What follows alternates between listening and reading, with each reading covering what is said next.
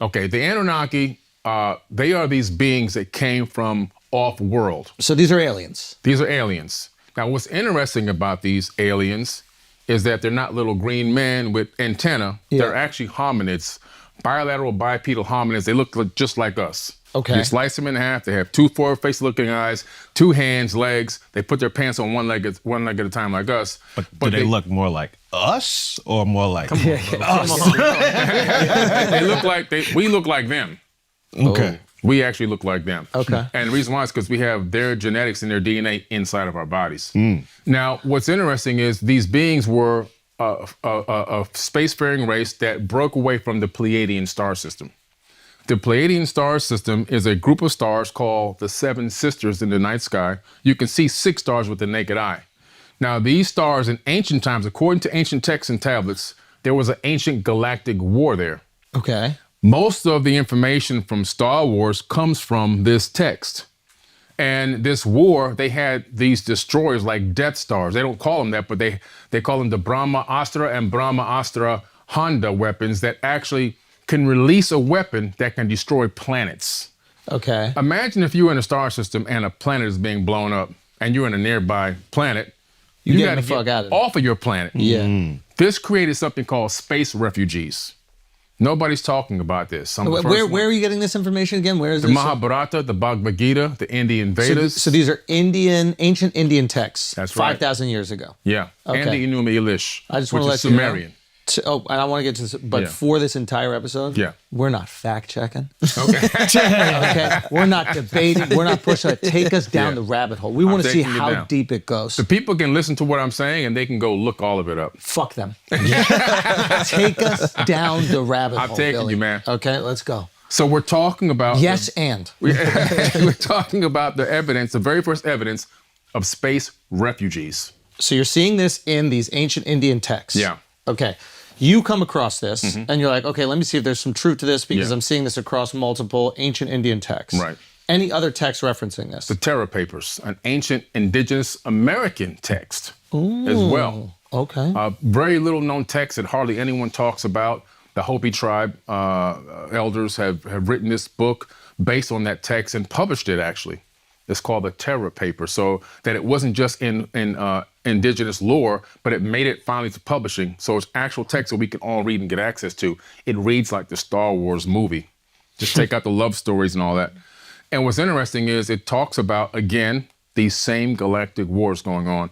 People fleeing from that region of space, looking for other planets, Orion, Aldebaran, Sirius A, B, and C, which we know the Dogon talk about people coming from Sirius B, which is a star that ran out of fuel, and of course Earth. And they came here to create a breakaway civilization. Just like if there was a war, and there was in our solar system, that's what we call Mars, the god of war, we're going to be like, we got to get off this planet because the debris is going to destroy us. So we're the product of pussy aliens, basically. Like aliens who weren't ready to bang and fight for their future and their freedom. They just ran. We're defectors. They were the elites that had the access to the ships that can take them from one star to another. So are they like the politicians that didn't go to Vietnam? Right. Exactly. Got it. So we're the product of rich, privileged kids. They're the guys with the $10,000 suits that just sent everyone out to die. They would be protesting at Columbia, right? Correct. Got it. Okay, good. Got it. Okay, that's who these people are. And so some of them came to Earth, and so Anunnaki is a general term. It doesn't mean one race. It's just like if all of us here got in a spaceship and flew to Mars and we met a Martian and he said, "Who are you guys?" We'd say Earthlings. Got it. But they maybe would call us Anunnaki. Right. Yeah, I wouldn't say I'm Billy Carson from Fort Lauderdale. Yeah. Right. So they would they're Earthlings. That's one term, but we're all different races here. Right. Right. So, but Anunnaki is a term to say those who came from heaven to earth. That's it. In Africa, they call it the Nituru, which means the same exact thing. The gods that came from heaven to earth and turned mud into a kingdom. Now, the civilization they built is the Atlantean civilization. So this is where we hear about Atlantis, the mythology of Atlantis. Right. Got it. Okay. They built the Atlantean civilization. And where's the evidence for this? Where do you read about that? Well, if you look in the text, a lot of the Indian texts, the Vedas, the Mahabharata, the Bhagavad Gita, the ancient lore of the indigenous aboriginals, the Terra Papers, the Enuma Elish, the Epic of Atrahasis, the Code of Hammurabi, the Myth of Etana. There's so many tablets. I can just keep going down. Everybody's referencing the Atlantean civilization. Yeah. Obviously, the most popular one was it Plato's uncle or something like that? Plato. Plato wrote about this. Oh, he did? Yes, he did. Yes, Okay. Got it. And so, you start looking at this information. That was more recent. I mean, when I say recent, it's not as ancient. But the account of Plato's account of Atlantis is not that ancient. But we're talking about the ring city, but that was just one capital. So that ring city that was being described is one capital of dozens that existed on Earth at the same time. Do we know where these other ones might be? Is there any remnants? They were on every continent, every single continent. We're standing on Atlantis right now. We're sitting right on top of Atlantis. It was New York. Yes, everyone on this planet is on top of Atlantis. So when you start to look at the Americas, you discover that there were so many pyramids in the Americas. There were literally thousands of them. What happened to them? The Catholic Church blew up the tops of these pyramids and built churches on top of them. No. Really? Yeah. Come on, bro. Mark, That's bro. it. Yeah. Hold on. I was raised Catholic. They never told us that. No, they won't tell you that. Give me a sip. They This is didn't great. tell you It's time to get going. They didn't tell you guys a lot of stuff. Hold on. So break this down. Right. There were pyramids everywhere. Yeah. How do the Catholics find out about it? Are they reading the ancient texts? Oh no, they just know that we gotta eradicate this civilization science because we want to impose our will on the people. See, the Catholic Church went through something called the Inquisitions. Yes. And it was the papal Inquisitions where they went around the planet and they killed and tortured and murdered 80 million people to convert them into Christianity. And Got it. So it wasn't spread like they tell you in church, the gospel means the good news. It was really bad news when these people showed up. It would was be by like force. America showing up to your country and you have oil buried in the ground. Really? It's bad. Wow. So they were like giving women fucking rights and shit. Letting them read. They, Absurd. they have, What the fuck is wrong with these people, man? if you go to the museum in Rome, Yeah. you'll find they still have the torture tools there in the museum. They're proud of them. They have the Pope's spear. The Pope's, spear, which went up in a woman's vagina. I saw that one. Pop them open from the inside. Good They had a spire gracious. that they would lower a man down onto the spire through his butthole over and over again, up and down until he died. Damn, no Diddy, bro. For real. They just had all these torture mechanisms. Yeah. What they would do is get the leader, the king, the chief, the guy who does all the sage and all that stuff. Yeah. The medicine man. Yeah. And then they would say, look, we need to convert everyone to this. And if you don't, then we're going to kill you. You're gonna fuck you from the inside out. Yeah, exactly. Damn. So they would make everyone. Who would do the fucking? Because I feel like that would be against Catholicism. It would be one of these people from their church system and be, hey, So there was a job. fucker. There was a guy who would. There was a guy, he'd connect you and get you lined up perfectly. Yeah. And and do that. Sick people, but they when you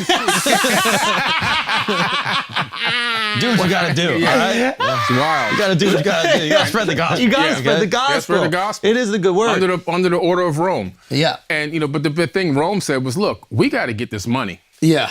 So what we're going to do is we're going to convert our pagan system into a Christian system. We're going to combine the two together. That's why we have all these fake holidays that are all pagan holidays in Christianity.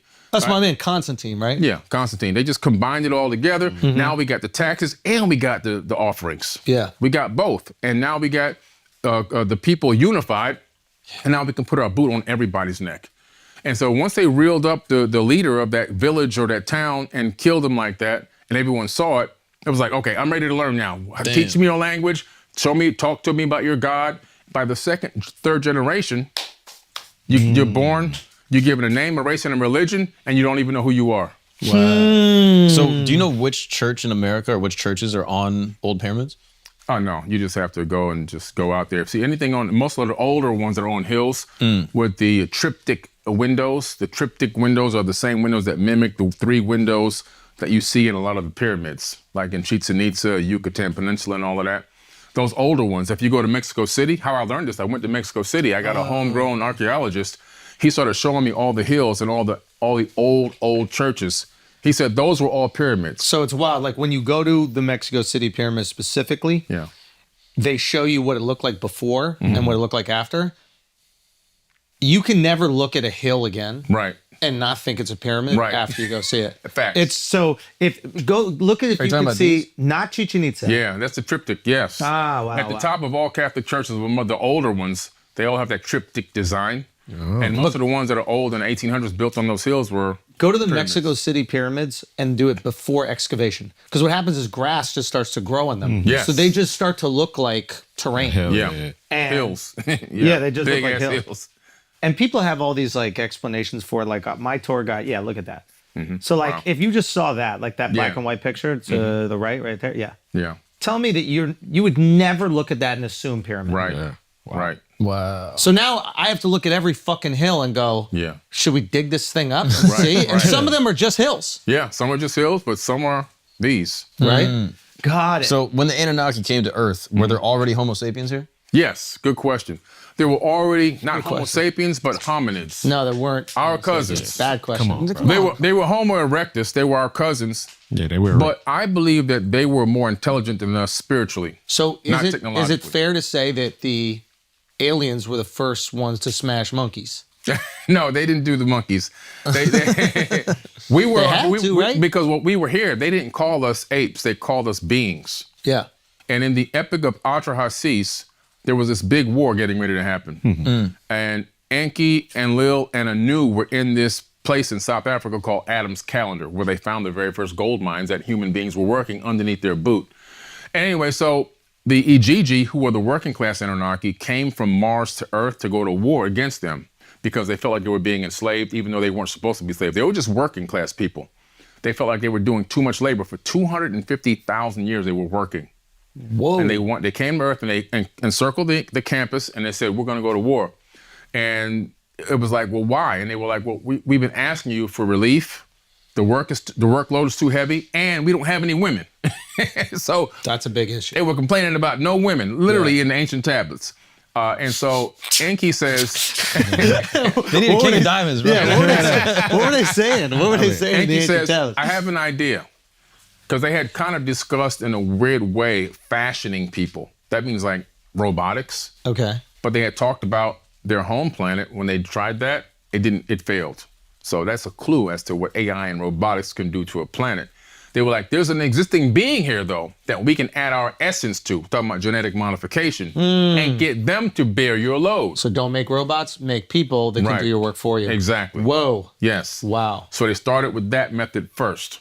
So they're just forcing human beings to do their work for them. Yes. That's crazy. And that's how Who they would do bring them the offerings. Yeah. When you bring the offerings, Yeah. your best harvest and your fresh calves, that's their meat, that's their food. This is what you see in the biblical text. They're eating. That's their meals. They're not going to go out and hunt. I mean, this archaeologist was talking to me in Egypt in 2014 and was just laughing. He was showing me one of the altars. He said these people were so dumb. He just said his own people. He says they would line up in ancient times for miles to bring their best offerings to the head god. Wow. And the god was just putting them all this food in the storehouses. And he showed me where the storehouses were inside these temples.